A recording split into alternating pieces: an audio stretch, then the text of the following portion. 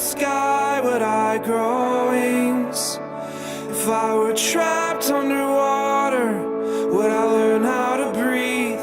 If I fell from the sky, would I grow? Hey there, and welcome to week 2 of the Divide series. I'm Dylan. I'm the worship pastor here at Renolda. So glad to be with you guys this week. Today we're talking about seeking God. And right after the Tower of Babel, right, God kind of works out his plan in a way that he kind of gave the people after the flood the opportunity to do it on their own. And lo and behold, they built a tower to honor themselves. And he said, no, that's not what I wanted you to do. So he tears down the tower. He spreads them out. He makes them speak different languages, not because he wants them to speak different languages, but because he wants them to put him first. He wants them to seek his love, his passion for them, and his will for mankind. And so as we get to Genesis 11, we begin to see this lineage kind of laid out before us from Noah's son, Shem, all the way down to Abram, which we call kind of the father of God's people, the Israelites. And so family's important.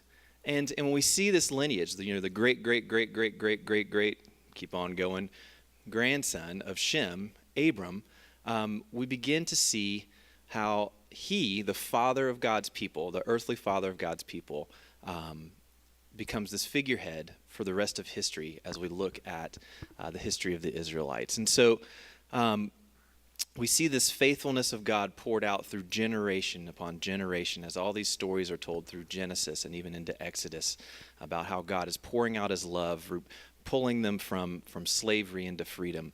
And so we look at this faithfulness and we're called to seek God first, right? To put him above all things. And one of the beautiful things, this kind of gospel connection that we see, is that the Israelites always knew that a Savior was coming, a Messiah. And Jesus, born of a virgin, is that Messiah, that Savior who is going to give freedom, full freedom, not only to the Israelites, but to all God's people, all cultures. And so even as we see these cultures start to emerge after the Tower of Babel, they too, all God's people, are blessed through the work of Jesus, the Messiah. So family, right? Family is extremely important. And one of the cool things that I've recently experienced is I had my mother passed recently unexpectedly, and to see family come together and love one another.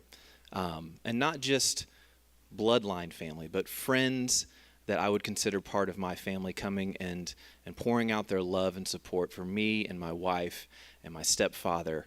That's God working through his family, the people he's called to himself. And the beautiful thing is, I don't have a direct lineage to Jerusalem or to Israel. My roots are Irish, but I am an adopted son of God.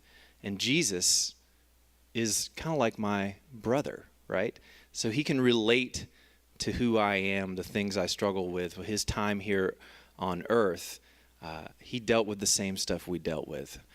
We relate to God the Father through our brother, our Savior, our Messiah, Jesus Christ. And so as you go through this week, I just hope you guys realize the importance of family. And I know some of us don't have the perfect family. We have struggles. We all have struggles in our families. But understand the larger picture of family, that God, through Jesus Christ, has called us to himself. He is our adopted Father.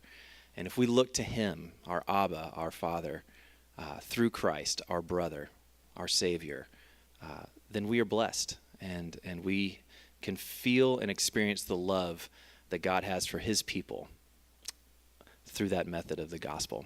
And so I just ask you guys to be blessed this week, to always remember you are a child of God.